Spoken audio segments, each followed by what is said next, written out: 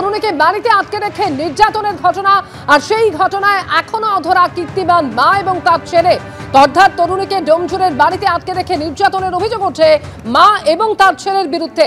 Event ম্যানেজমেন্টের কাজের কথা বলে পর্নোগ্রাফি করতে চাপ দেওয়া হয়েছিল এবং রাজি না হয় খর্দা তরুণীকে ডোমজুরের বাড়িতে আটকে রেখে দিনের পর দিন অত্যাচার করা হয় বলে এমনই মারাত্মক অভিযোগ উঠেছে।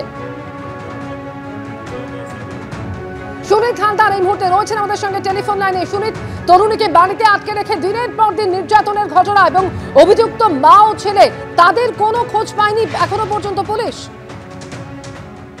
দেখো অমৃতা, যেটা জানা যাচ্ছে যে আজকে সকালে ডোমজুর থানার অধীনে যে বাঁকড়া পুলিশ ফাঁড়ি আছে, বাঁকড়া পুলিশ ফাঁড়ির পুলিশ আজকে যে শ্বেতা খান ওরফে ফুলটুসির যে ফ্ল্যাট, তার বাড়ির ফ্ল্যাটের পিছন থেকে তার চুল উদ্ধার করা, এটা বলা যেতে পারে যে ওই মহিলা সাগর দত্ত হাসপাতালে নির্যাতিতা মহিলা যখন ভর্তি ছিলেন তখনই কিন্তু পুলিশের কাছে বলেছিল তাকে শারীরিক এবং মানসিক অত্যাচারের পাশাপাশি তাকে চুল কেটে নেওয়া হয়। সেই চুলের নমুনা কিন্তু আজকে বাঁকড়া যে পুলিশ ফাঁড়ির পুলিশ সেটা সংগ্রহ করেছে এবং সেটা ফরেন্সিক পরীক্ষার জন্য পাঠানো হবে বলে জানা গেছে।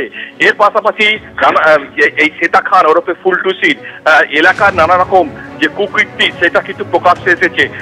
পুলিশ সূত্রে খবর 2015 সালে তার স্বামীর সঙ্গে ঝামেলা প্রেক্ষিতে শ্বশুর বাড়ির সম্পত্তি দখল করতে চায়, সেই মামলাতে সে গুলি চালায় এবং তাকে পুলিশ গ্রেপ্তার করে অস্ত্র আইনে এবং 14 দিন তিনি জেল হেফাজতেও ছিলেন এবং পরপর এই কুকৃতিগুলো সামনে আসছে। এখনো পর্যন্ত ফুলটুসির দুই ভাইকে আটক করে জিজ্ঞাসাবাদ করা হয়েছিল, তাদের ছেড়ে দেওয়া হয়, কিন্তু এখনো পর্যন্ত মা এবং ছেলে ফুলটুসি এবং তার ছেলে আরিয়ান খানের এখনো কোনো খোঁজ নেই বলে জানা গেছে। তাদের খোঁজে তল্লাশি চলছে। অমৃতা, ধন্যবাদ সুনীত। শ্বেতা খান অর্থাৎ যার বিরুদ্ধে এই অভিযোগ উঠছে, সেই শ্বেতা খানের স্বামী কি বলেছেন শুনুন। এর সাথে ওর সাথে কথা মোটামুটি নোংরামো, প্রচুর ছেলের সাথে ওটা বসা করতো, তো আমাকে ধরা দিত না। আমি হাটফাট করে এসে দেখছি অন্য ছেলেরা সব বসে রয়েছে। ছোটবেলায় তো আমার ছেলে ভালো ছিল, ওই শয়তানের সাথে পড়ে শয়তানের দিকে করে নিয়ে উল্টোপাল্টা কাজ করাতে হয়তো। কখনো মন্ত্রী অরূপ রায়ের সঙ্গে তো কখনো আবার ডোমজুরের প্রাক্তন তৃণমূল বিধায়ক রাজীব বন্দ্যোপাধ্যায়ের সঙ্গেও এক ফ্রেমে দেখা গিয়েছে ডোমজুর কাণ্ডে অভিযুক্ত আরিয়ান খানের মা শ্বেতা খানকে। আর এখানে প্রশ্ন উঠছে, তবে কি অভিযুক্ত ফুলটুসি ওরফে শ্বেতার সঙ্গে তৃণমূলের কোনো সম্পর্ক ছিল? যদিও সেই সমস্ত দাবি উড়িয়ে দিয়েছে তৃণমূল।